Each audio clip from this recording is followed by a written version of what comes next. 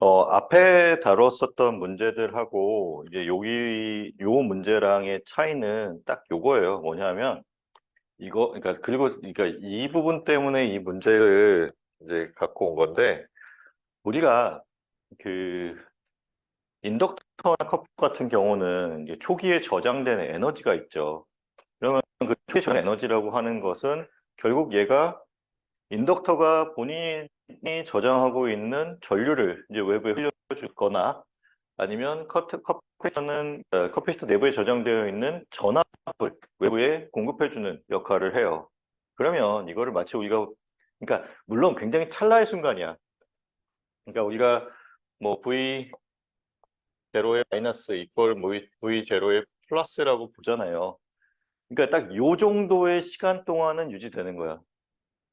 그러니까 내부의 그러니까 직류 정상 상태라고 가정했을 때 이만큼의 전압이 걸려 있고 그게 어떤 스위칭 동작 혹은 이제 회로에 어떤 변화가 왔을 때 그 이후에 정말 찰나의 시간 동안 같은 상태를 유지한다라는 거잖아요. 근데 지금 우리가 보고자 하는 이 시점이 제로 플러스에 대한 시점이거든요. 물론 이제 그 이유는 이제 좀 이따 다시 좀 보겠지만 제로 플러스에 대한 시점에서의 어떤 전압값, 전류값을 고려할 거기 때문에 그때에서만 어떤 특정한 값이면 돼요. 그리고 그러한 이유 때문에 자, 이 인덕터를 우리가 전류원으로 대체할 수 있어요. 이제 단 조건은 그, 연속성이 유지되는 그 찰나의 순간 동안만. 알겠지? 그리고 커패시터는 여기 있는 것처럼 전압원으로 대체가 가능해요. 알겠죠? 자, 일단 요거는 좀 이따 다시 돌아와서 얘기를 하도록 하고 전반적인 문제를 같이 좀 풀어봅시다.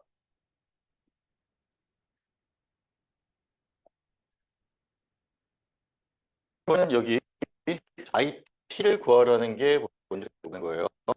0보다 클 때, 여기, T가 0보다 클 때에 대해서 구하라고 되어 있고, 자, 앞에서 우리가 다뤘었던 문제들이랑 다른 거는 얘는 지금 유닛 스텝션이 보통은 이제 계단이 올라가는 계단 형태로 되어 있는데, 여기는 내려가는 계단 형태죠. 그러니까, 마이너스 무한대부터 0까지는 12V라는 값이 유지되다가 0일 때 이제 그 0으로 내려가는 그런 형태로 유지되는 게 달라요.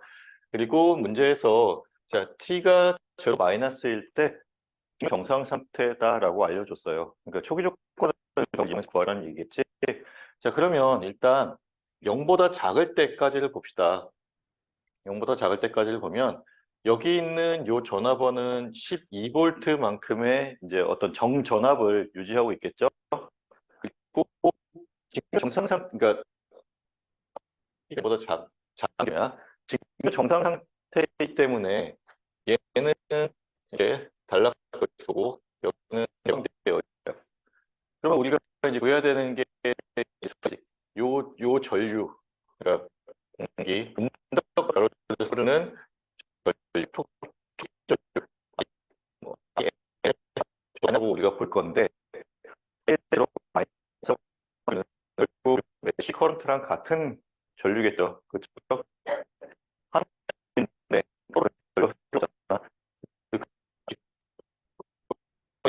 같은 거고 얼마일까? 12V 전압 이거 흐르지 않고 전류가 이렇게 흐르고 이렇게는 달라지고 12번이 이 해요. 그럼 뭐 쓰지 않을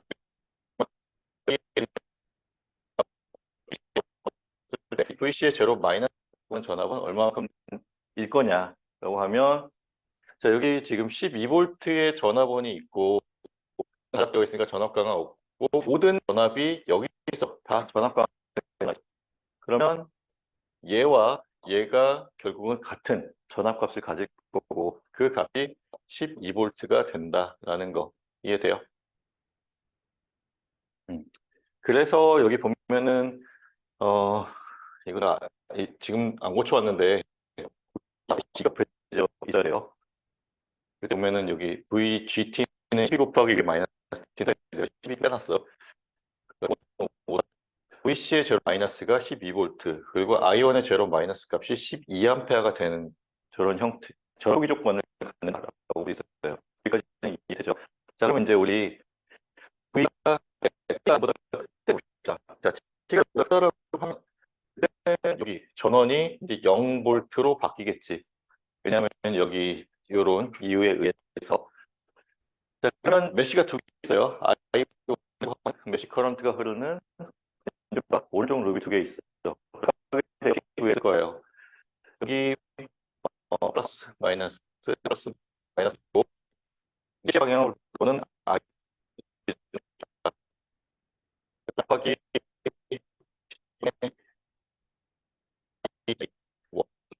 DI1 플러스 1 곱하기 I1 마이너스 이퀄 0이 되죠. 이렇게 방식이에요. 방식에서의 방식이에요.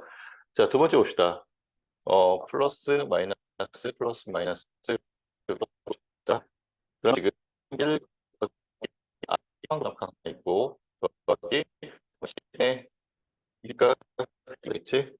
이거 마이너스 무한대부터 t까지인데 이거는 하나 구해놓은 게 있잖아요. 저게 t 이퀄 제로에서의 값이야. 그래서 0부터 t까지 I 2 타우 더하기 VC의 제로 마이너스 더하기 여기 1옴에서의 전압 강화 1 곱하기 I2 마이너스 I1 이퀄 0. 요 값이 아까 우리가 구했던 12V가 들어가면 되는 거고, 이거를 이렇게 다 정리를 해서 쓰게 되면, 여기 제로 마이너스가 아니라 제로 플러스가 되지. 지금 시간이 그 t보다 클 때니까 요 두 개의 식을 정리해서 쓰게 되면 이렇게 쓰여져요. 여기까지 따라왔어요? 문제 없지. 자, 그리고 우리가 지금 I1에 대해서 볼 거잖아요. 그러면은 궁극적으로 나중에 두 개의 초기 조건이 필요할 거잖아. 물론 이제 근의 공식을 써서 이게 중근인지 두 개의 실근인지 아니면 두 개의 허근인지를 파악해야 되고 그건 나중에 얘기고 일단 두 개의 초기 조건이 필요한데 초기 조건이 필요할 거고 그리고 두 번째가 DT분의 DI1의 T걸 제로 플러스일 때 값이 필요하겠지. 그리고 그러니까 얘는 우리가 지금 직류 정상 상태를 이용해서 구했잖아요. 그렇죠? 구했고 얘는 어떻게 쓴다 그랬어? 우리가 보통 앞에서 최초에 썼던 이 식에 그러니까 여기 어딘가에 식에 포함되어 있다라는 건데 그게 여기 포함되어 있죠. 그렇죠? 저 값을 우리가 나중에 알아내야 되는 건데 그걸 알려면 뭐가 필요해? I1의 제로 플러스 값과 I2의 제로 플러스 값이 필요해요. I1의 제로 플러스는 지금 구했어. 어디였냐? 여기 있다. 이게 결국은 I1의 제로 플러스 값이고 그게 12가 되잖아요. 그럼 I2 제로 플러스 값만 우리가 그러니까 구할 수 있다라고 하면 여기 이 값을 우리가 구할 수 있고 뭐 뒤에서 이제 K1 값과 K2 값 나오는 상수를 우리가 미지의 상수를 우리가 특정할 수 있겠죠. 자, 여기까지 따라와서 그럼 이제 문제를 풀 거예요. 자, 뭐 이거는 이 두 식을 연립해서 2차 미분 방식이 나오는 거는 한번 여기 사이트를 잘 한번 째려 봐봐. 그러면은 될 거예요. 지금 보면은 써있는 대로 두 번째 식을 이와 같이 여기 써있는 것처럼 변형을 했고 그 변형된 식이 이렇게 3번 식이 되었고요. 자, 1번 식에서 I2에 대해서 정리를 했어요. 우리 I2로 정리된 요 값을 여기 3번 식이라고 되어 있는 그렇지. I2 여기 I2에다가 넣어주는 거야. 넣어줄 때 이 위치에 넣어줄 때는 이제 한번 식을 한 번 더 미분해서 넣어줄 거고 여기는 저걸 그대로 넣어서 2를 곱해주겠다. 얘를 I2으로 한 이유는 우리가 지금 I1을 구해야 돼. 그러니까 I1의 2차 미분 방정식이 나와야 되기 때문에 그렇게 정리를 했어요. 이해되죠? 자, 그렇게 해서 그러니까 이런 식으로 나왔고 최고차 미분항의 개수가 1이 되도록 우리가 지금 계속 맞춰주고 있잖아요. 그렇게 정리된 최종적인 식 여기 이렇게 나와 있어요. 됐죠? 자, 그럼 여기까지는 일단 했던 거랑 동일하고 그 다음을 봅시다. 지금 자 방금 전에 제일 아래 쓰여져 있었던 2차 미분 방정식이에요. 그럼 저걸 풀기 위해서 우리가 특성 방정식을 풀어줘야겠지. 뭐 두 번 미분되어 있으니까 s제곱 플러스 2s 플러스 2 이퀄 0이 돼. 이것도 내가 여기가 2가 돼야 돼요. 자, 이게 2가 돼야 되고 이거를 그래 공식을 이용해서 풀면 자, 지금 두 개의 허근을 두 개의 복소근을 갖는 형태가 되고 이때 우리가 시그마 값이 마이너스 1, 그다음에 오메가 값이 1이라는 거 알 수 있죠. 그렇죠? 자, 그러면 이와 같은 두 개의 복소근을 가지는 경우에 INT라고 하는 것의 형태가 K1 익스포넨셜에 원래는 이제 시그마 T여야 되는데 시그마 값이 마이너스 1이니까 마이너스 T 코사인 오메가 T인데 오메가 값이 1이니까 T가 들어가면 되고 더하기 K2에 익스포넨셜에 시그마 T인데 시그마 값이 마이너스 1이니까 마이너스 T 사인 오메가 T인데 오메가 1이니까 T라는 게 있고 자, 우리가 이제 구해줘야 될 거는 요거랑 요거겠지. 그치? 자, 지금 여기가 0으로 되어 있기 때문에 강제 함수를 원래는 구해야 돼요. 구해야 되는데 강제 함수를 구해도 별로 의미가 없지.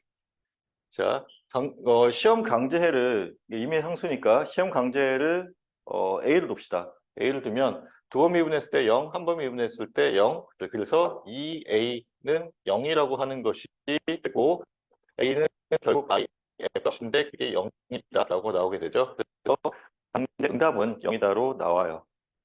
그래서 그냥 안 구해주고 넘어가는 거야. 뭐 0이니까. 자, 그러면 이제 이것까지 했고, 뭐, 아까는 K1, 내가 쓴 건 K1, K2였고, 여기는 B1, B2긴 한데, B1, B2 혹은 K1, K2 값을 구하기 위해서 이 값과 이 값이 필요하다는 거는 우리가 지금 계속 쓰고 있는 얘기죠. 그렇죠? 두 개의 초기 조건이 필요한데, 첫 번째는 어떤 전류 혹은 전압의 T 이퀄 제로 플러스일 때의 값, 그리고 제로 플러스 자, 얘는 아까 구했지? 얼마였어? 12A라고 나왔어요. 근데 이걸 구해야 되는데 저걸 구하기 위해서 아까 우리가 뭐가 필요했냐면 지금 요식이 필요하고 결국은 이거 다시 봅시다. dt분의 di에 대해서 정리를 하면 t 이퀄 제로 플러스라고 하면 얘를 넘기게 되면 i2 마이너스 i1이 되고 거기에 곱하기 2가 되면 되겠네요. 우리가 i1 값 알고 있고 지금 i2 값 모르니까 i2의 제로 플러스 값만 구한 후에 i2에서 i1을 빼서 2를 곱하면 요 미분에 대한 값이 나오겠지? 그러면 i2 값을 구해봅시다. 자, i2라고 하는 전류는 여기를 흐르는 전류예요. 그러니까 그러니까 전류에 대한 연속성이 없는 부분이야. 그러니까 우리가 직류 정상 상태로 풀 수는 없지. 그러면 제로 플러스일 때의 회로 해석을 해야 돼. 그러려다 보니까, 그러니까 딱 정확하게 제로 플러스일 때의 값만 우리가 필요한 거잖아요. 그러려다 보니까, 인덕터와 커패시터를 우리가 어떤 상수값으로, 우리가 알고 있는 초기 저장 에너지 값으로 바꿀 수가 있어요. 제로 플러스인 순간에는. 그게 12A짜리 전류원으로 바꿀 수 있었던 거고, 여기는 12V짜리 전압원으로 바꿀 수 있었던 거예요. 이해돼요? 그리고 아까, 자, 이거 봅시다. 그러니까 뭐 전류에 대해서는 뭐 별로 의심 안 할 것 같아. 인덕터를 가로질러서 흐르는 전류니까 왼쪽에서 오른쪽 방향으로 흐르는 전류원으로 생성되면 되겠죠. 얘는 왜 그러냐면 아까 여기 우리가 직류 정상 상태에서 1옴 저항의 양단에 걸려있는 전압과 얘가 같은 전압이라고 우리가 얘기했었어요. 1옴 저항이 전압 강화를 일으켰지. 12 위쪽이 아니고 그 이상 그 극과 같은 가지가 지금 여기 직류 정상 상태일 때 12V가 오고 자, 그러면 여기 회로의 해석이 쉬워졌죠. 자, 12A 전류원이 있으니까 원인의 제로 플러스라고 하는 거는 12A가 됐고 오른쪽에 전압탑을 이용해서 우리가 I2 값을 시계 방향으로 전압 강화를 하는 계산. 이 I2의 생각해요. 이런 거 곱하기 I2 더하기 12V 전압만큼의 전압 강화가 있고 그리고 여기는 요 1옴에 대한 전압 강화가 있어요. 곱하기 I2 마이너스 I1 이걸 0이 되면 되겠지. I1의 제로 플러스 값이 12A라는 거 우리가 알고 있고, 그거를 이렇게 쫙쫙 대입하면은, 자, 지금 이 I2라고 하는 게, 그냥 쓰자. 얘랑 묶어. 이 I2는,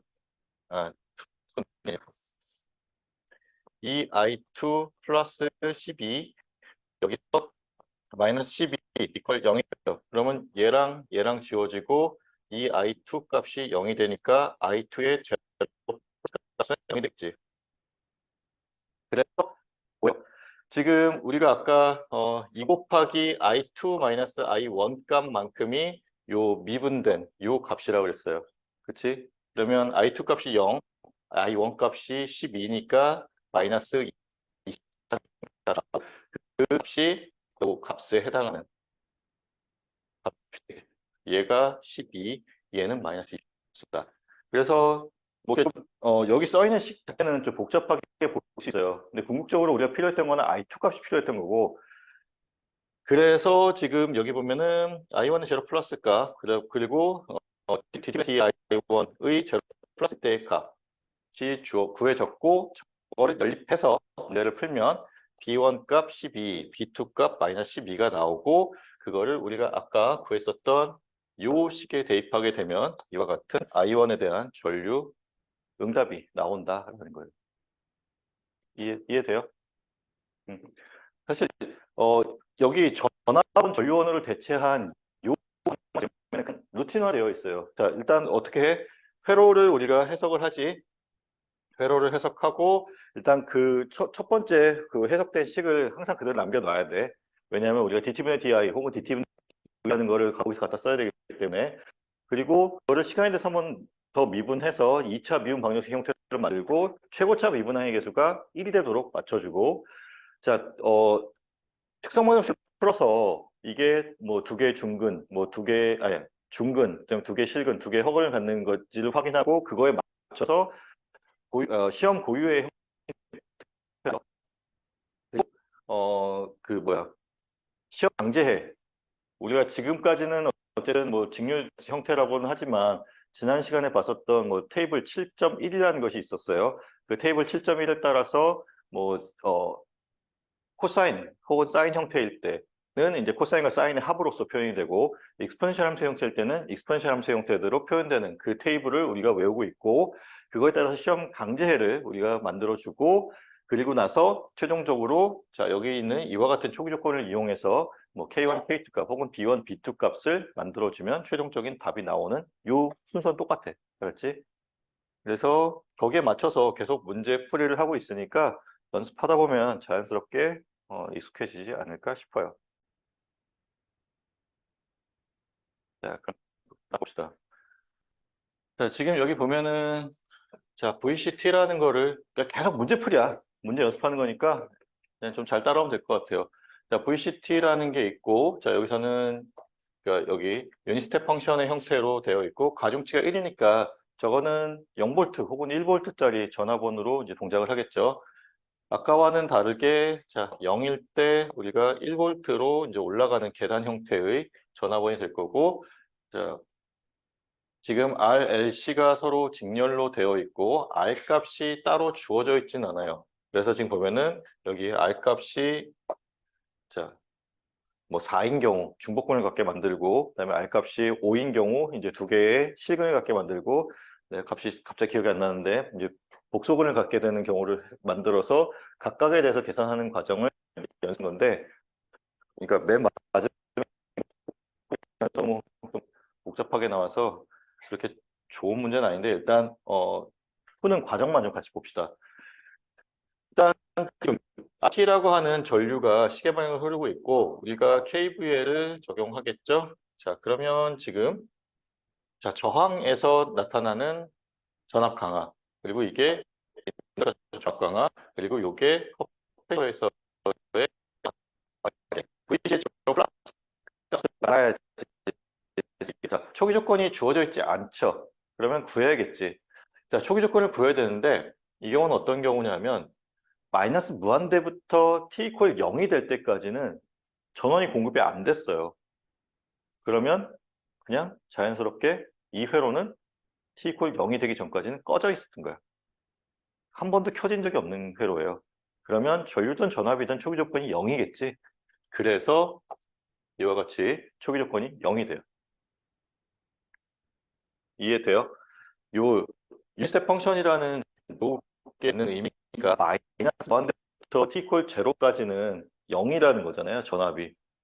그는 이 회로에 한 번도 마이너스 t 이퀄 0까지는 한 번도 에너지가 공급되지 않았다는 거야. 그러면 저 회로에 저장되어 있는 에너지도 당연히 없겠지. 그래서 이와 같이 I0의 마이너스 값과 VC의 제로 마이너스 값이 0이 돼요. 이해되지?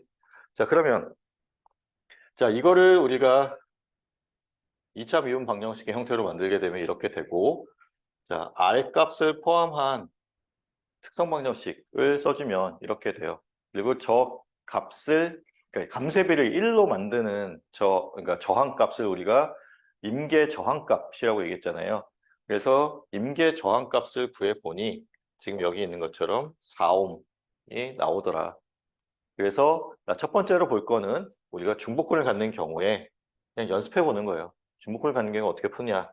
자, 지금 여기 보는 것처럼 저항이 4인 경우에 해당되고 이 값 대신에 4를 넣으면 되고 그때의 근이 마이너스 2예요.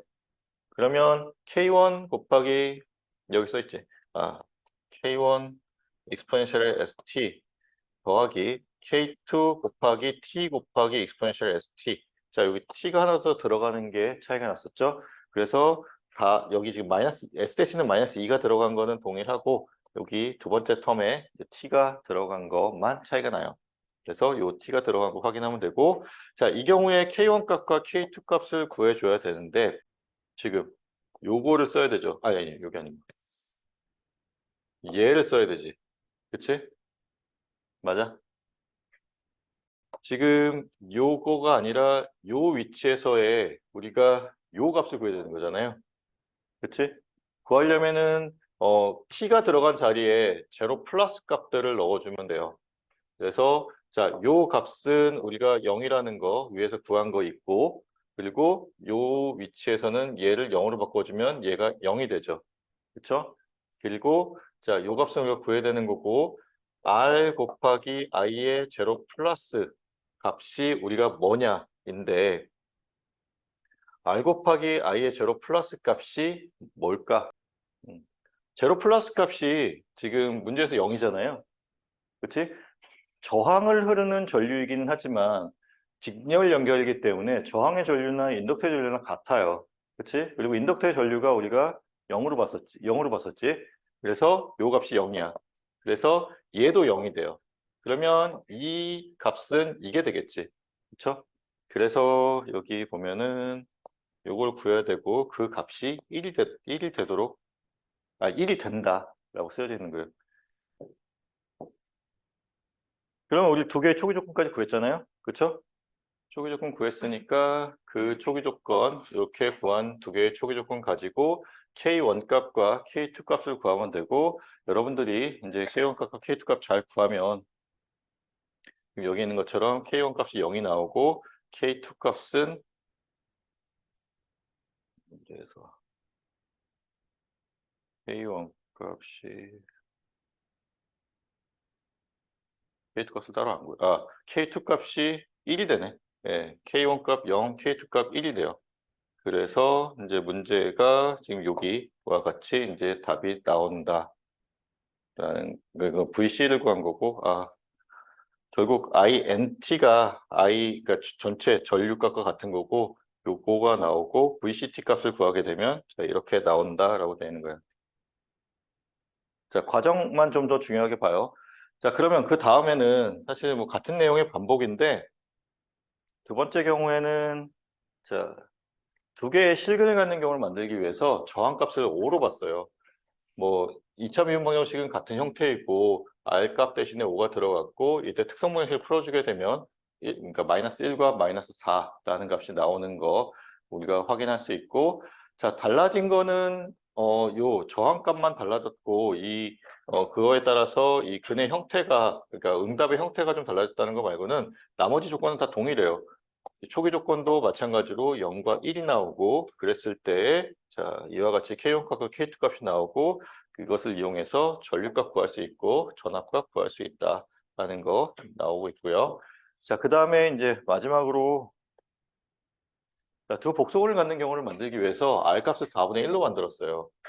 그리고 사실 굉장히 복잡하게 되어 있는 거는 그냥 숫자가 복잡해서 그런 거고 동일해요. 지금 이때의 특성 방정식의 근이 요게 시그마 값이 마이너스 8분의 1, 그 다음에 이게 오메가 값이 8분의 루트 255라는 값이 나오고 그 값을 대입해서 지금 여기 시험 고유해의 형태를 구할 수 있고 여기에 K1 값과 K2 값을 구하기 위해서 우리가 앞에서 구해줬었던 자, 여기 있는 요 초기 조건 두 개를 이용해서 K1 값과 K2 값을 구하면 자, 이와 같이 나오고 그래서 전류값 이렇게 구해지고 전압값이 아래에 쓰여져 있는 것처럼 구해진다라는 거예요. 저기 숫자만 복잡한 거고 형태는 동일하다라는 것만 보고 넘어가도록 합시다. 그러니까 좀 사실 문제는 그렇게 깔끔하진 않은데 자, 우리 이제 교재에 있는 문제로 넘어가서 예제 8.4에 대한 거고요. IT라고 하는 전류를 구하라고 되어 있고 자, 제로 마이너스일 때 직류 정상 상태에 도달했다라고 가정을 하고 있어요. 자, 그러면 이 회로를 좀 봅시다. T가 0보다 작을 때는 여기가 일단 스위치가 닫혀 있는 형태죠. 닫혀 있는 형태고 여기 커패시터 열려 있을 거고 인덕터 단락되어 있겠지. 그러면 지금 이쪽으로는 전류가 흐르지 않아요.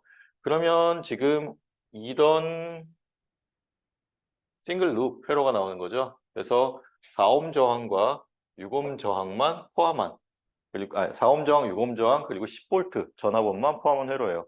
그래서 간략화를 시키면 이와 같은 회로가 T가 0보다 작을 때 회로고 지금 문제에서 초기 조건이 주어져 있지 않기 때문에 우리가 초기 조건을 구해야 되죠. 자, 구해봅시다. 전류와 전압에 대한 그러니까 커패시터 그러니까 초기 조건을 구한다라고 하는 얘기는 여기 인덕터에 흐르는 전류와 커패시터에 걸려 있는 전압이 얼마냐, 초기 상태에서 얼마냐라는 것을 구한다는 얘기고 지금 이 인덕터를 흐르는 전류는 전체 룹을 흐르는 전류랑 같겠죠. 다시 말하면 이 전류 I의 값과 같아요. 그리고 그 I 값이 4옴, 6옴, 그 다음에 10V 전압원이 직렬로 연결되어 있는 거니까 1A겠지. 그렇지? 그래서 여기 1A 전류가 나왔고 전압값은 지금 이쪽으로는 전류가 흐르지 않기 때문에 여기 3옴 저항에서의 전압 강화가 없어요. 그러면 자, 이 위쪽을 우리가 V라고 하는 전압으로 보고 아래쪽을 그라운드로 잡게 된다고 하면 이 V라는 전압이 이 커패시터의 양단에 걸려 있다라고 볼 수 있겠죠. 그렇죠? 개방되어 있는 상태니까. 그리고 그 전압은 뭐 전압 분배 법칙으로 봐도 되고 아니면 뭐 마찬가지긴 한데 이 6옴 저항에 걸려 있는 전압과 같다라고 볼 수도 있겠죠. 자, 1A 전류가 룹에 흐르고 있고 6옴 저항에서의 전압 강화는 그래서 6V가 되겠지. 그래서 여기 있는 것처럼 6V가 됐어요. 일단 초기 조건 두 개는 구했어. 근데 그러니까 전류와 전압에 대한 초기 조건은 구했어요. 자, 그러면 이제 T가 0보다 클 때로 넘어가서 저 회로가 어떻게 바뀌는지 확인하고 그때 이제 미분 방정식을 풀어서 이제 답을 구하는 걸 한번 해봅시다. 자, 지금 스위치가 열렸죠. T = 0에서. 그럼 이쪽 회로가 다 사라지지.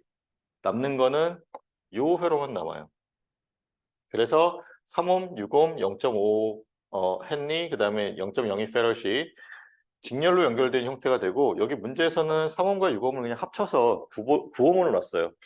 자, 직렬로 연결되어 있는 상태에서는 그 직렬 도선 안에서는 뭐 얘네들을 합쳐도 문제가 없다 그랬지. 그렇지? 그래서 9옴으로 바꿨고 자, 여기서 이렇게 전류가 흐른다라고 보고 플러스 마이너스 여기는 플러스 마이너스 거꾸로 잡혔긴 한데 수동보 균형을 만족한다라고 보고 저렇게 놓읍시다. 그러면 자, 지금 여기 저항에서의 전압 강화, 그다음에 커패시터에서의 전압 강화, 그리고 인덕터에서의 전압 강화 이렇게 우리가 쓸 수 있지.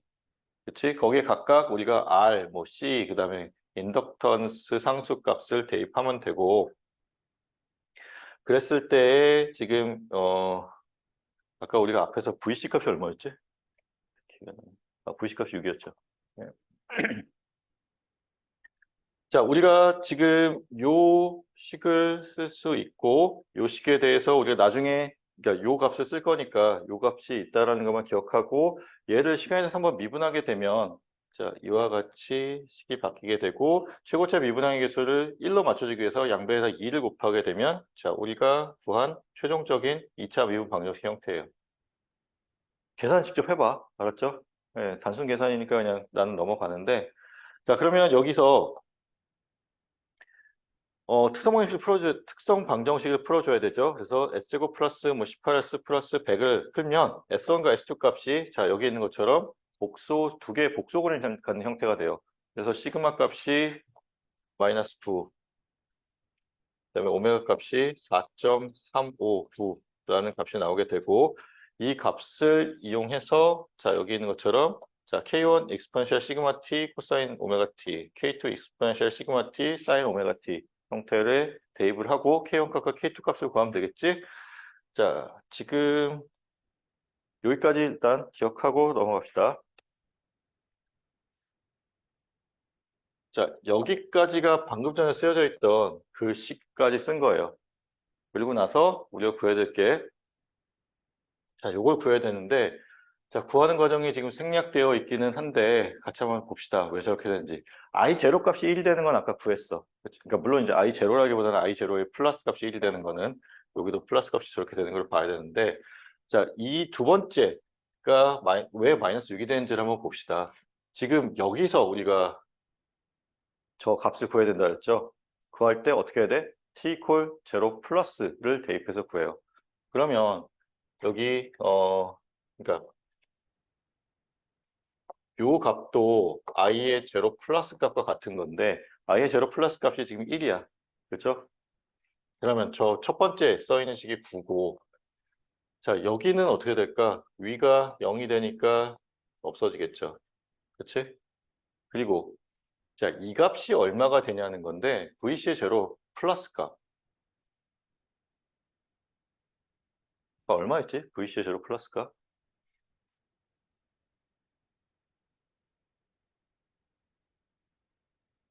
응? VC 제로 마이너스 값 얼마였지? 6. 자, 그러면 6 더하기 2분의 1의 dt분의 di의 제로 플러스 d는 0. 이렇게 되겠네? 그치? 그러면 15 더하기 2분의 1에 어쩌고저쩌고 하는데 아무리 째려봐도 이 값 안 나오지. 그쵸? 여긴 지금 마이너스 6이라고 했는데 이거 아무리 어떻게 해도 마이너스 값 안 나오, 그러니까 마이너스 값 나오겠네. 마이너스 값이 나오는데 마이너스 6이 나올 것 같진 않잖아. 이렇게 계산하면 얼마나 나와요? 마이너스 30 나오겠네. 그치? 그럼 뭔가 잘못했다는 얘기지. 자, 뭐가 달랐냐 하면요. 지금 이게 달라요. 아까 내가 풀 때는 수동부 규정을 맞춰주기 위해서 여기를 플러스 마이너스 플러스 마이너스 플러스 마이너스로 뒀어. 근데 지금 저기서 v라고 하는 값은 우리가 아까 앞에서 구했던 그 요때에 얘 때문에 유지된 값이거든. 그러니까 방향이 반대예요. 그러면 자연 지금 여기서 우리가 써야 되는 요 값이 플러스 6이 아니라 마이너스 6이 들어가야겠지. 그거가 뒤집어져 있으니까. 지금 전압 V라고 하는 거는 위쪽을 플러스 아래쪽을 마이너스를 기준으로 했을 때에 대한 값이었고 거기에 따라서 우리가 초기 조건을 구했던 거고 근데 내가 풀 때는 지금 물론 여기 써 있는 식은 시계 방향으로 전류가 흐르고 그거에 맞춰서 수동부 규정이 만족되고 전압 강화가 일어났다라고 보고 풀었으니까 마이너스겠지. 그렇죠? 그래서 여기가 마이너스 6이 돼야 돼요. 자, 그러면 9 마이너스 6 플러스 2분의 1에 dt분의 di의 제로 플러스 이퀄 0. 그러면 자, 얘 3되고 넘기면 2분의 1에 dt분의 di의 제로 플러스 이퀄 마이너스 3되고 그래서 요 값이 지워지고 양변에 2를 곱하면 마이너스 6이 된다. 그래서 지금 여기 있는 요 두 개의 초기 조건이 나와요. 이해돼? 그래서 뭐 그러니까 이런 경우도 있다라는 거 정도만 알면 될 것 같아요. 굉장히 좀 특이한 경우여서 좀 갖고 왔어요, 문제를. 그래서 지금 우리가 마이너스 6까지 구해줬고, 이거를 이용해서 이제 뭐 K1 값과 K2 값을 구하면 K1 값이 1, K2 값이 뭐 0.6882가 나와서 여기 아래쪽에 쓰여져 있는 것과 같은 이와 같은 답이 최종적인 답으로 나온다라는 거예요. 자, 내가 계산 부분은 넘어가는데 계산 부분은 여러분들이 연습을 좀 해야 돼. 알았지? 자, 여기까지 질문 봅시다. 세 문제 더 하면 일단 8장 끝나니까 열심히 해봅시다. 어차피 같은 얘기인데 과정은 똑같아요. 똑같은데 좀 이렇게 특이한 회로들이 책에 있는 특이한 회로들을 좀 갖고 왔어요. 얘도 좀 모양이, 그러니까 뭐 이 밑에를 보면 사실 모양이 굉장히 특이하다는 걸 느낄 수 있는데 위에 거 보면 사실은 이렇게 뭐 그렇게 특별한 거 싶긴 하거든. 같이 봅시다. 자, t가 0보다 클 때 vt 값을 구하라는 게 문제에서 요구하는 거예요. 그리고 이게 v 값이야. 그리고 t가 0보다 작을 때는 스위치가 열려 있다가 t가 0보다 클 때, t가 0이 되는 순간 스위치가 닫혀요. 그러면 일단 첫 번째, 스위치가 열려 있는 상태부터 봅시다. 지금 여기 쌓인 것처럼 t가 0보다 작을 때는 40V 전화번이 이렇게 그냥 걸려 있다라고 하는 거는 마이너스 무한대의 시간부터 그냥 내가 측정하고 있는 t 콜 0이 되는 순간까지 그냥 40V가 계속 공급되고 있다고 보면 되겠지. 충분한 시간이 흘렀다라고 보면 되고, 그래서 직류 정상 상태다라고 우리가 특별한 연급이 없어도 가정하는 게 그냥 올바른 그러니까 합리적인 판단일 것 같아요. 그럼 직류 정상 상태니까 얘 단락되어 있고 얘 개방되어 있겠지. 그러면 자, 요 회로만 남아 있다라고 보면 돼요. 30옴과 50옴 저항만 있는 회로네요. 그리고 이제 전압원이 40V고 그러면 우리가 구해야 되는 일단 VC의 제로 마이너스 값을 봅시다. 뭐 V라고 써있긴 한데 VC라고 그냥 특정해서 보면 VC의 제로 마이너스 값이 얼마겠느냐. 3대 5의 비율로 40V가 나눠서 들어가겠지? 전압 분배 법칙에 의해서. 맞아요? 그래서 25V 전압이 나와요. 자, 그리고 전류에 대해서도 봅시다. 지금 요 인덕터를 흐르는 전류이기는 해. 근데 지금 방향이 반대야. 전압원이 여기 존재하기 때문에 원래는 이 방향으로 전류가 흐르겠죠. 근데 I라고 한 전류가 지금 이 방향으로 잡혀 있어요. 그래서 IL의 제로 마이너스 값은 IL의 제로 마이너스 값과 아니 같은 얘기하고 이 값은 저기 있는 I의 제로 마이너스 값과 같다라고 했을 때 지금 자 80분의 40V, 85분의 45옴이라고 하는 2분의 1 암페어라고 한 전류가 이 방향으로 흐르고 있지. 그치? 근데 지금 방향 자체가 잘못된 게 아니라 반대로 되어 있으니까 마이너스 0.5 암페어라고 하는 것이 후기 값으로 우리가 구할 수 있어요. 이해돼요? 자, 그러면, 사실 뭐 여기까지는 뭐 그렇게 특별하지는 않고, 이제 요게 좀 특별한데, 자, t가 0보다 큰 경우에요. t가 0보다 큰 경우에 스위치가 닫혔어. 그러면 이게 전체가 다 이상적인 도선인데요. 그러면 저 이상적인 도선을 우리가 하나의 노드로 만들 수 있지.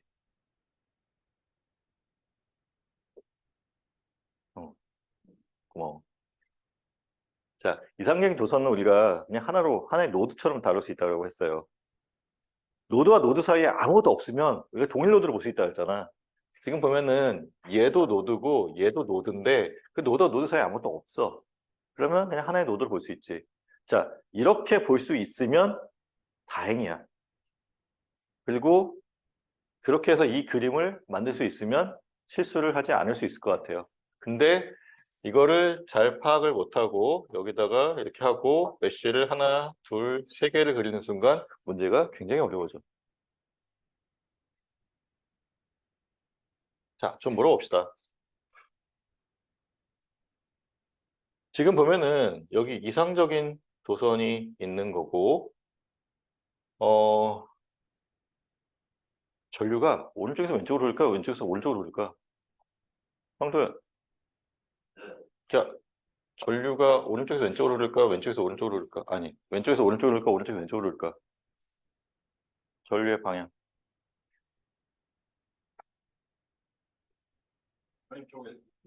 왼쪽에서 오른쪽? 음, 네. 한 명 더 물어보죠. 유진이.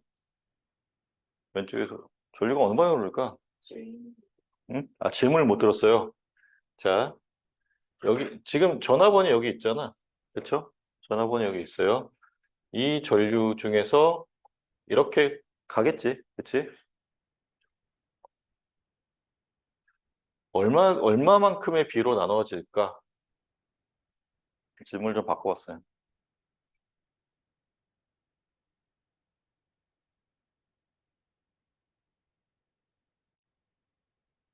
한쪽으로 다 흘러? 왼쪽으로 다 흘러? 오케이. 그러면, 자, 지금 우리가 초기에 저장된 에너지가 있었어요. 인덕터와 커피시터에 저장된 에너지가 있었지. 그러면 이쪽에서도 지금 요 어떤 전류가 있겠지. 이 전류는 이 노드를 기준으로 어떻게 갈까?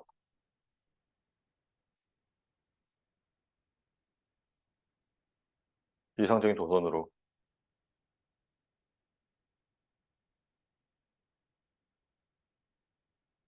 어? 35분 쪽으로는? 35분 쪽으로 갈 것 같다고? 잘 가다가 왜 35분으로 갈까? 자, 이상적인 도선이 가운데 있잖아. 그쵸? 그러면, 그러니까, 지난 학기에도 한 번 정도 다뤘었던 것 같기는 해. 여기서 전류가 이렇게 가다가, 여기는 저항이 없죠. 근데 뭐 여기는 뭐 정확하진 않지만, 어쨌든 저항이 있지. 그치? 그러니까 크기는 정확하게 우리가 모르겠지만, 어쨌든 저항이 있지. 그러면, 이상적인 도선과 여기 뭔가의 소자가 뭉쳐져 있다고 했을 때 얘네가 서로 병렬로 연결되어 있어. 그리고 얘는 저항값을 갖고 있고 얘는 이상적인 노선이야. 그러면 전류가 다 이렇게 흐르겠죠. 자, 전류가 다 이렇게 흐르고 있고 이쪽으로 넘어가지 않는다는 얘기는 이 회로 입장에서는 왼쪽에 있는 이 회로 입장에서는 오른쪽 회로가 보이지 않는다는 거예요. 다시 말하면 무시해도 되는 회로라는 거야. 왼쪽 회로를 해석하는 데 있어서는. 요거 이해돼요? 전류가 흐르지 않잖아. 그러니까 있으나 만한 회로잖아. 우리가 직류 정상 상태 해석할 때 만약에 여기가 끊어져 있으면 얘 우리가 신경 써? 안 쓰지. 그렇죠? 끊어져 있는 건 아니지만 어쨌든 여기가 이상적인 도선으로 되어 있으면서 전류가 이쪽으로 넘어가질 않아요. 그러면 전류가 흐르지 않는다는 얘기고 우리가 관심이 없다는 얘기겠지. 신경 안 써도 되는 얘기예요. 요거는 이해돼. 자, 그럼 두 번째 봅시다. 오른쪽에서 왼쪽으로 들어가는 건데, 지금 아까 여기와 여기에 초기에 저장되어 있는, 충전되어 있는 에너지가 있었어요. 그러면 저 두 개의 소자가 에너지를 만들고 있다는 얘기야. 이건 전류의 입장에서 전류가 이렇게 가겠죠. 근데 여기 지금 노드로 갔을 때, 여기는 아래쪽은 이상적인 도선이고, 왼쪽은 누가 봐도 저항이 있지. 그치? 그러면 마찬가지야. 여기서도 저항 있는 쪽으로 안 넘어가고, 이 아래쪽으로 다 들어가요. 그러면 어떻게 되는 거야? 오른쪽에 있는 회로 입장에서 이쪽 회로가 무시된다는 거예요. 그러면 서로 무시하네? 그래서 독립적인 회로예요. 왼쪽 회로가 오른쪽 회로에 영향을 미치지 않고 오른쪽 회로의 어떤 흐름도 왼쪽 회로에 전혀 영향을 미치잖아요. 그래서 독립된 회로이고 따로 따로 해석하면 돼. 이해돼? 야, 그래서 지금 우리가 여기서 봐야 되는 회로는 결국 이 오른쪽에 이 네모 박스가 쳐져 있는 저 회로만 신경 쓰면 된다는 거예요. 우리가 구해야 되는 게 VT이기 때문에 그래. 이해돼요? 음. 자, 그래서 여기 네모 박스 안에 있는 얘만 우리가 신경을 쓸 거고, 우리가 아까 이 문제에서 20 마이크로페럿의 양단에 걸려있는 전압 양단에 걸려있는 전압을 V를 놨기 때문에 이 위쪽 노드에서의 전압을 V로 놓을 수 있죠. 그렇죠? 그렇고 지금 보면은 결국은 이게 노드가 여기 잡혀 있긴 하지만 지금 이제 독립된 회로라고 했잖아. 이렇게 끊어버리고 나면 지금 0.4 했니? 55, 그다음에 20 마이크로페럿이 서로 병렬로 연결되어 있는 형태고 각각에 걸려 있는 전압이 V지. V예요. 그래서 우리가 자 여기 있는 것처럼 이 노드에서의 그 KCl을 쓸 건데 자 R분의 V라고 하는 게 여기 저항을 가로질러서 흐르는 전류, 그다음에 이게 인덕터에서의 전류, 그다음에 커패시터에서 전류 이렇게 됐어요. 그리고 I0라고 하는 값이 나왔지. I0 아까 우리가 구했던 값이 앞에서 있었어요. 자 그래서 요거를 우리가 지금 2차 미분 방정식 형태로 만들었고 우리가 문제에서 주어진 요 RLC 값을 대입해서 값을 구하니까 이렇게 나왔다는 거예요. 자, 사실 요 회로가 좀 독특해서 갖고 온 거고 문제 푸는 방법은 그 다음에는 그냥 RLC 병렬 회로에 그러니까 무전원 RLC 병렬 회로에 2차 미분 방정식 푸는 것 같잖아요. 그래서 그냥 그렇게 풀면 돼. 자 그리고 이제 이따가 이제 요거 구해야 되는 거는 이제 그렇지. 요거 구해야 되는 거는 조금 이따 하도록 합시다. 자, 그러면 일단 여기까지는 이해됐어요? 자, 그러면 지금 여기까지가 방금 전에 풀었던 얘기고, 자, 2차 미분 방정식을 이제 특성 방정식의 형태로 풀어주게 되면 S1 값과 S2 값이 자, 지금 요렇게 나와요. 마이너스 854와 마이너스 146. 숫자는 깔끔하진 않아. 그래서 지금 여기 있는 것처럼 두 개의 실근을 갖는 경우니까 K1 익스포넨셜에 뭐 어쩌고 K2 익스포넨셜에 어쩌고 형태로 나오죠. 자, 그러면 우리가 앞에서 요 값은 구했었고 V0 값은 25V라는 거 그 전압 분배 법칙에 의해서 구했었고 요 값을 구해줘야 돼서 우리가 초기에 썼던 요 식을 지금 갖고 온 거고 자 여기에 T 대신에 0을 대입하면 지금 여기 R분의 뭐 V0 그리고 이거는 0이 될 거고 I0 값 있고 우리가 구해야 되는 값 여기 있죠. 자 V0의 플러스 값을 대입하면 되죠. V0의 플러스 값이 우리가 앞에서 구했던 초기 조건에 의해서 25V라고 되어 있으니까 그래서 50분의 25가 나와요. 그리고 자 여기 있는 것처럼 지금 요 I0라고 하는 값이 아까 이 방향으로 흐르는 전류였는데 지금 I라고 하는 게 반대 방향으로 잡혀 있어서 마이너스 0.5라고 얘기했었지. 그래서 여기 마이너스 0.5라는 게 I0의 플러스 값에 의해서 나와요. 자, 그리고 남는 게 요거지. 20이라는 거는 여기 20 마이크로패러스에 의해서 나오는 29% 10-6승이 있고 구해줘야 되는 게 요 값인 거고 그 값을 구하면 뭐 어떤 값이 나오는데 내가 써놓지 않았네. 네, 그래서 K1 값과 K2 값 구하면 그렇게 되더라 라는 거예요. 그 값 대입하면 아래쪽과 같은 식인 답이 나온다. 자, 문제 푸는 거 한번 연습해 본 거고요. 자, 이제 두 개 더 풀고 8장 마무리하도록 합시다. 자, 지금 여기서 보면은 자, t가 0일 때, 0보다 클 때에 대한 걸 구해야 되고 it에 대한 걸 구해야 되고 r이라고 하는 게 4옴으로 주어졌어요. 자, 지금 it라고 하는 게 인덕터를 흐르는 전류이기 때문에 전압의 전류에 대해서 연속성이 있다라는 거 확인할 수 있고 지금 커패시터가 여기 달려 있으니까 커패시터 양단에 걸려 있는 전압 V 저것도 연속성이 있을 거고 자 그러면 스위치가 지금 t = 0일 때 열리는 상태예요. 그러면 t가 0보다 작을 때까지는 스위치가 닫혀 있겠지. 그렇지? 그러면 직류 정상 상태로 봐도 되겠죠? 24V 전압원이 걸려 있으니까 그러면 여기 개방되어 있을 거고 여기 단락되어 있을 거예요. 그리고 지금 우리가 앞에서 했던 내용들과 좀 비슷비슷하기 때문에 여기 1옴 저항의 양단에 걸려 있는 전압과 여기에 걸려있는 전압이 같겠지. 그쵸? 그리고 문제에서 지금 요 저항값이 4옴이라고 주어졌어요.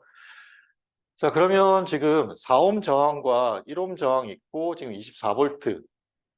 약간 숫자가 좀 그렇긴 하겠구나. 자, 24V 전압원이 걸려 있으니까 지금 여기 있는 것처럼 이 4.8 암페어라고 하는 전류가 지금 흐르고 있어요. 저 싱글 루브에.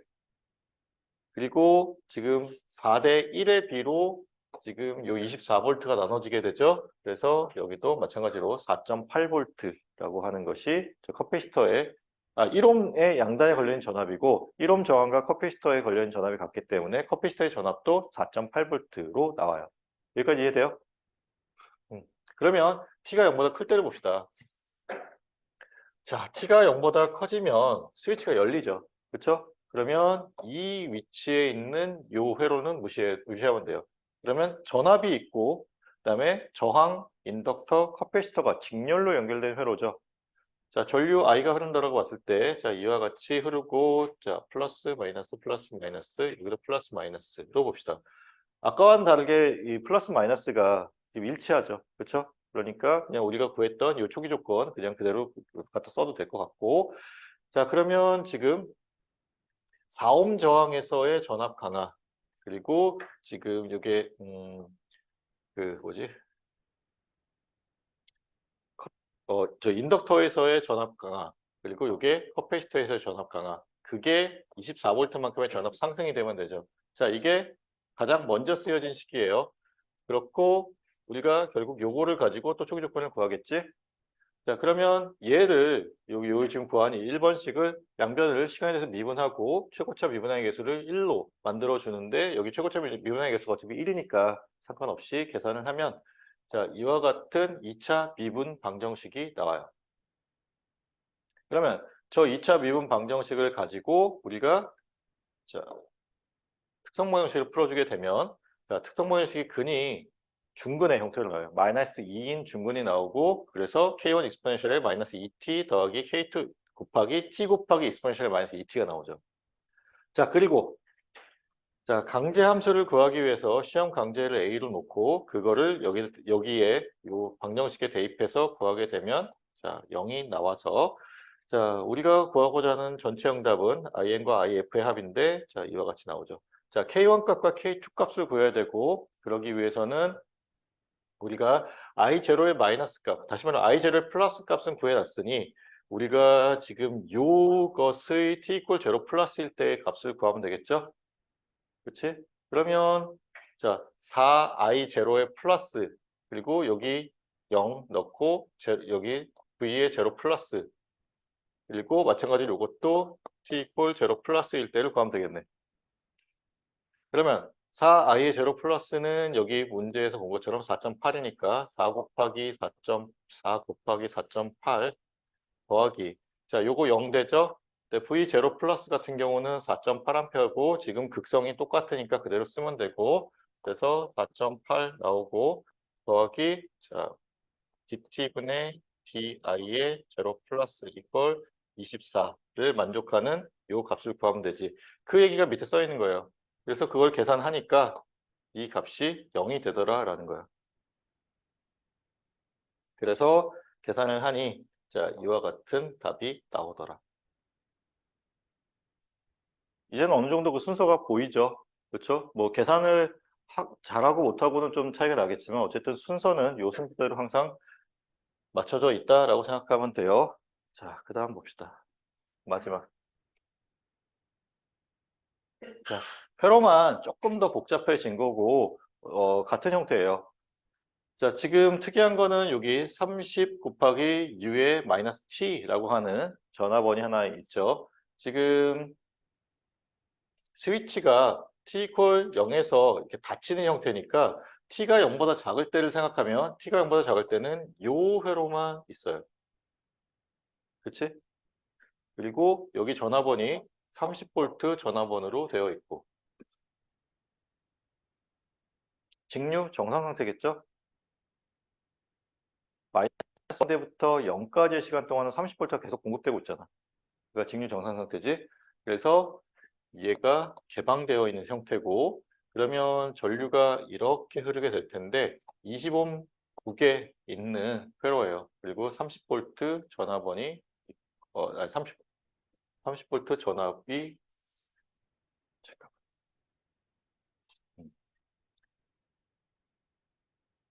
30V 전압원에 20옴짜리 전류 2개, 아니 20옴짜리 저항 2개가 직렬로 연결되어 있는 형태가 돼요. 자, 그러면 40분의 32니까 이게 R이 되는 거고, 그리고 지금 전류 I는 이 위치에서의 회로잖아요. 그렇죠? 자, 전류 I라고 하는 거는 지금 이 위치에서의 회로예요. 여기 있는. 자, 조 회로에 대해서는 전류가 어떻게 될까? 직류 정상 상태이고 단락되고 그냥 4A가 계속 흐르고 있겠지. 그렇죠? 그래서 I의 제로 마이너스 값은 4A. 그리고 IR의 제로 마이너스 값은 아까 얼마였어? 4분의 3A. 근데 얘는 연속성을 갖고 있는 전류이고 얘는 연속성이 없는 거지. 저항을 흐르는 전류니까. 알겠지? 그래서 얘는 I의 제로 플러스 값과 같을 텐데 얘는 IR의 제로 플러스 값과는 같지 않다라는 거 잘 기억합시다.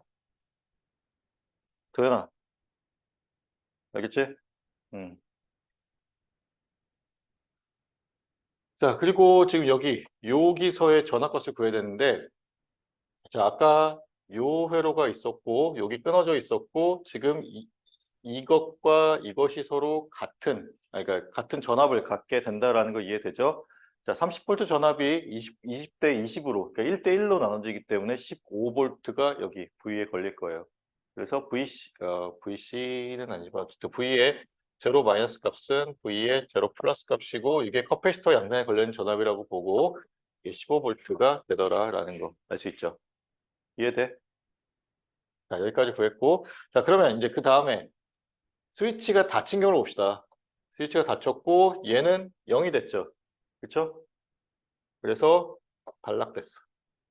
그러면 자, 4A 전류원은 계속해서 에너지를 공급하고 있고 스위치는 닫혔고 20헨리, 25옴, 8mF, 그 다음에 25옴이 서로 병렬로 연결되어 있는 형태예요. 그러면 어떻게 풀면 될까? KCL을 쓰면 되죠. 위쪽 노드를 하나 잡으면 이 노드 전압이 얼마야? 여기 있는 요 V. 아래쪽 그라운드 있다고 치고 4A 전류가 위쪽 노드로 공급되고 있고 나머지 소자들에 대해서 전류가 다 빠져나간다고 봅시다. 그래서 세워진 식이 여기 있는 요 식이에요. 그래서 지금 뭐 L분의 1 곱하기 인테그랄 인테그랄 0부터 t까지는 어쩌고저쩌고 쓴 게 자, KCL을 이용해서 지금 쓴 식이고 자, 요게 이제 노드로 들어가는 전류, 나머지가 노드에서 나가는 전류. 자, 그리고 여기서 우리가 관심 있게 봐야 될 거 지금 일단 요게 하나 쓰여져 있네. 근데 우리가 구해야 될 건 지금 IT이기는 해요. 그래서 DT분의 DI가 그러니까 쓰일 수도 있는데 일단 저기 있는 저식을 한번 확인해 보고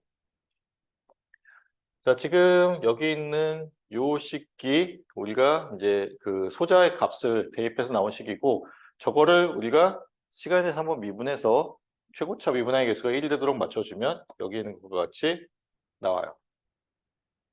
그러면 자, 특성 방정식을 이렇게 써주게 되고 자, 근을 구하니까 이와 같이 두 개의 실근을 갖는 경우가 돼요. 뭐 숫자는 좀 복잡하긴 한데 어쨌든 두 개의 실근을 갖는 경우가 되고 그래서 요 뭐지 이게 고유응답 시험 고유의 형태가 이와 같이 정해지고 저 V1 값과 그러니까 K1 값과 K2 값을 구하기 위해서 우리가 여기 두 개의 초기 조건을 이용할 건데 첫 번째 초기 조건이 이제 V0의 플러스 값에 대한 거고 두 번째 초기 조건인 요 값을 이 값을 구해주기 위해서 t 이퀄 0 플러스 1걸 때를 대입하면 요가 없어지고 요거 남고 여기가 v0의 플러스니까 여기 15죠. 그래서 4 플러스 10분의 15 더하기 1000분의 8 곱하기 우리가 구해야 되는 값이 있고 이거 이걸 4를 만족하는 요 값을 구하니 지금 여기 있는 요 식에 대입해서 구하니까 요 값이 나오는 거예요. 그리고 그 값이 지금 우리가 앞에서 구한 요거를 한 번 미분한 요 값과 같다라는 게 이제 관계식인 거지.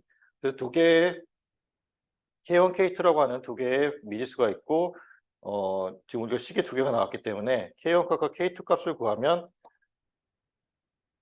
여기 이와 같이 나오고 VT 값을 구하면 여기 이렇게 나와요.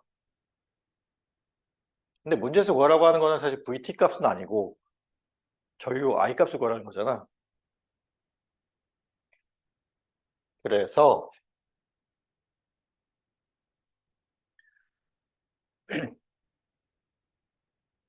요 값을 구해야 되는 거고 위쪽 노드에서의 전압이 V라는 거 이용해서 구하면 되겠죠? 자, 그렇게 구한 식이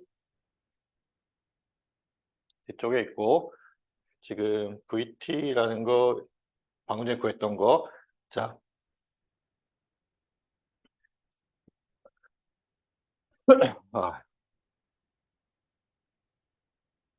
IRT라고 하는 것이 요 저항을 가로지르는 전류니까 이렇게 나오게 되고 지금 IT에 대한 거 KCL 이용해서 구하면 이렇게 된다라는 거 이해할 수 있을 거예요. 계산은 각자 해보도록 합시다. 자, 여기까지 이해 안 되는 거 질문 좀 합시다. 활짝 끝내려고 그래. 질문.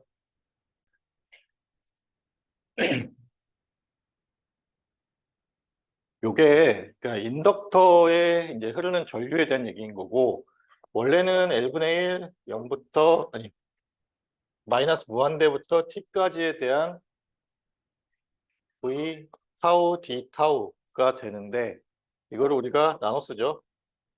마이너스 무한대부터 0까지 그리고 0부터 t까지에 대한 걸 나눠 써서 지금 요게 아니 여기 L분의 1 들어가야지.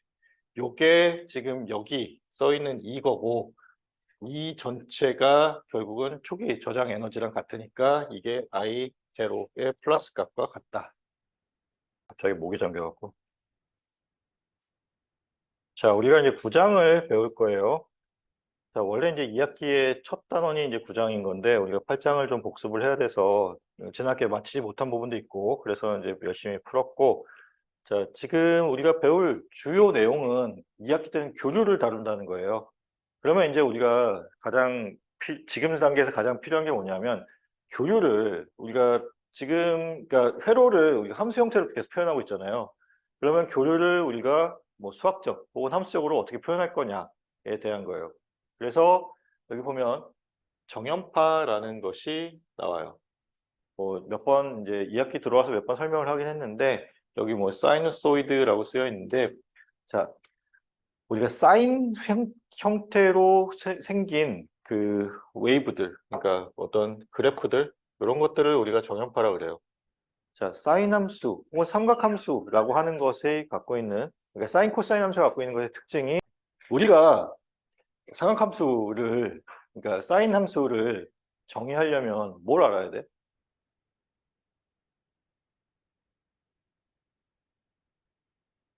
사인 함수 정의하려면 보통 이렇게 정해요.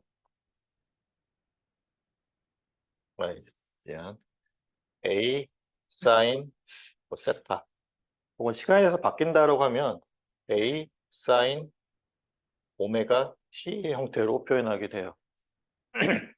그러면 여기서 이 삼각함수가 뭐 다른 삼각함수랑 같냐 틀리냐를 판단할 때 우리가 뭘 비교해야 될까를 보면 뭐가 우리가 이 삼각함수를 정의하는 데 필요한지를 알 수 있겠지. 일단 여기 앞에 쓰여져 있는 이 a라는 값이 특정이 되겠죠. 그리고 이 오메가라는 값이 필요할 거야. 저 두 개 값만 알면 어떤 두 개의 삼각함수가 주어졌을 때 서로 같은지 다른지를 알 수 있겠죠. 근데 사실 이제 우리가 배우다 보면 하나가 더 들어가요. 우리가 앞으로 요거를 뭐 앵글러 프리퀀시 혹은 뭐 각 진동수 뭐 그런 식으로 그렇게 얘기를 할 거고 얘를 우리가 진폭 혹은 매그니튜드, 앰플리튜드라고 얘기를 할 거예요. 그리고 얘를 우리가 위상 혹은 페이즈 지금 보면 페이저가 있고 페이즈가 있어요. 그러니까 이게 다른 얘기야 서로. 이거는 위상의 개념이에요. 우리가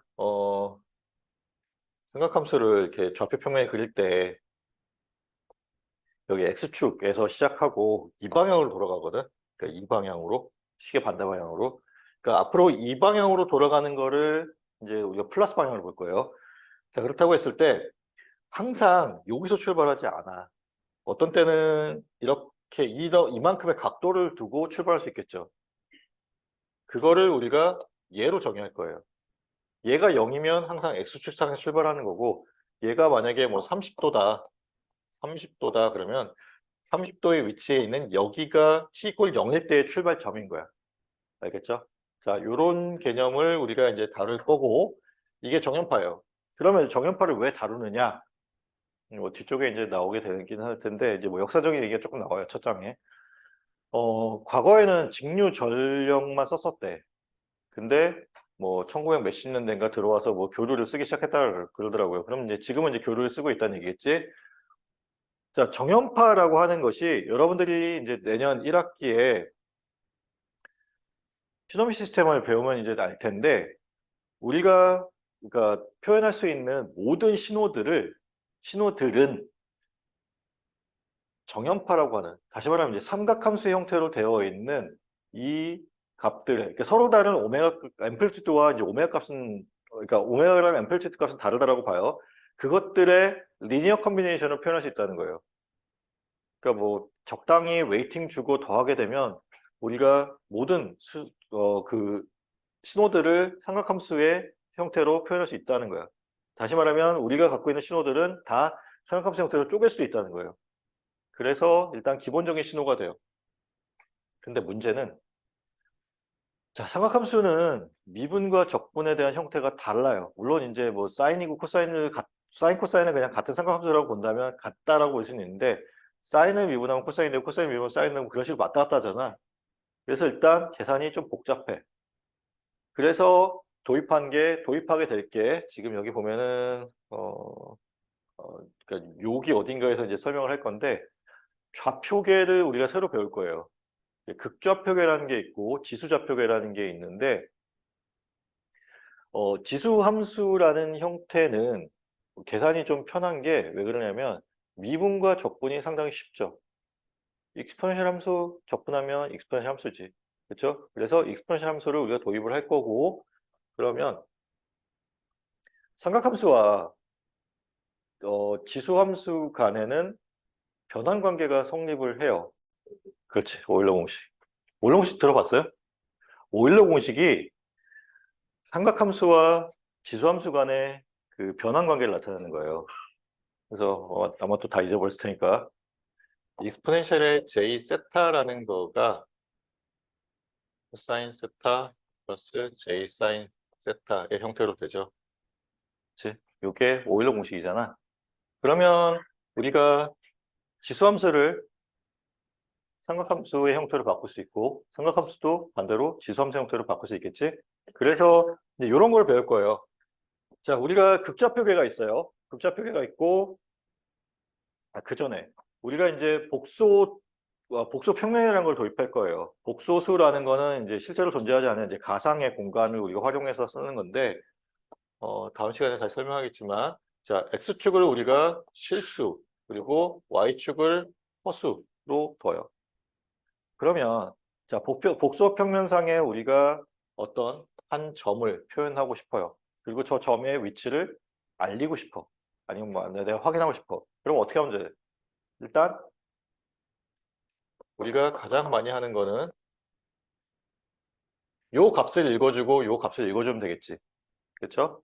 이거를 뭐 A, 요거를 B라고 합시다. 그러면 내가 뭐 도현이한테 저 좌표는 A, B야 라고 하면 뭐 누가 봐도 A, B의 위치에 점을 찍겠지. 그렇죠? 이거를 뭐 A, B로 나타낼 수도 있고 A 플러스 J, B의 형태로 나타내기도 해요.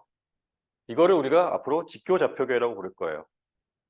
그러면 이제 좌표계가 또 있는데 뭐냐면, 자, 극좌표계 혹은 뭐 지수좌표계라고 얘기하는데, 이 점을 우리가 나타내기 위해서 나타낼 수 있는, 그러니까 저 특정한 어떤 한 점을 나타낼 수 있는 또 다른 방법이 뭐냐면, 자, 여기 원점으로부터 이 점까지의 거리를 알고, 그리고 x축으로부터 이은 선까지의 각도를 알면 저 점을 또 찍을 수 있겠지. 자, 이거를 우리가 극좌표계 혹은 지수좌표계의 형태로 앞으로 표현을 할 거예요. 자, 그러면 이제 극좌표계 혹은 뭐 지수좌표계라는 걸 도입한 이유가 있겠지. 자, 우리가 이제 앞으로 복소 평면을 이용할 거고 복소수의 4칙 연산을 할 건데, 여기 직조좌표계라고 하는 거는 복소수의 덧셈 뺄셈은 덧셈 뺄셈은 그러니까 쉽게 할 수 있어요. 근데 곱셈 나눗셈은 어려워. 근데 극좌표계라고 하는 거는 자, 이 거리를 R이라고 했을 때 뭐 R의 뭐 각도 세타로 나타난다든지 R의 익스포넨셜의 J 이거 각도 세타로 나타낸다든지 이런 식으로 나타내게 되는데 어쨌든 R과 이 세타 값을 가지고 나타내는 이 형태가 있고 이거는 우리가 앞으로 뭐가 좋느냐 그 복소수의 곱셈 나눗셈이 편해요. 그래서 덧셈 뺄셈을 할 때는 이제 직교좌표계로 변환해서 할 거고 곱셈 나눗셈을 할 때는 이와 같이 극좌표계 혹은 지수좌표계로 바꿔서 할 텐데 극좌표계를 많이 쓸 거예요. 그래서 나타나는 얘기들이 이제 여기 있어. 그리고 이제 뭐 임피던스라고 되어 있고 어드미턴스라고 되어 있는데 임피던스라고 하는 거는 우리가 교류 신호에서 나타나는 저항값이라고 생각하면 돼. 우리가 R이라고 하는 게 이제 직류 형태에서의 어떤 저항값이라고 하면 임피던스라고 하는 것은 우리가 앞으로 G라고 쓸 거고 이 G값은 그냥 직류 전원이 걸려 있을 때의 저항과 같은 그런 역할을 하는 교류 전원에서의 저항값이다 라고 생각하면 되는데 뒤에서 다룰 거고 어드미턴스는 컨덕턴스와 같은 개념이에요. 그러면 G분의 1이라고 하는 것이 우리가 R분의 1의 값이 컨덕턴스 G와 같았잖아요. G분의 1이라고 하는 값은 우리가 뭐랑 같을까? 여기 Y라고 하는 어드미턴스 값과 같다라고 보면 돼요. 그리고 여기 있는 뭐 키르호프 법칙, 뭐 메쉬 애널리시스, 노드 애널리시스 그런 것들, 그다음에 그 오메 법칙 다 성립한다라고 하는 게 지금 요 구장에서 다루고 있는 얘기예요. 그러면 우리가 달라지는 거는 교류 전원이 들어왔기 때문에 정연파 혹은 뭐 지수 형태의 함수 값을 써야 된다는 것만 차이가 나고 그렇기 때문에 나타나는 요 임피던스와 어드미턴스에 대한 개념만 이해하고 있으면 된다는 거야. 알겠지? 그리고 나머지는 계산을 우리가 실수 없이 편하게 하기 위해서 도입한 뭐 라플라스 변환이라든지 뭐 그런 것들이 있는데 그거는 이제 차차 배워가면 될 것 같아요. 알겠죠? 자, 8장까지 내용이 그래서 중요하다는 얘기고 잘 이해하고 있어야 된다라는 얘기예요. 자, 오늘 여기까지 합시다.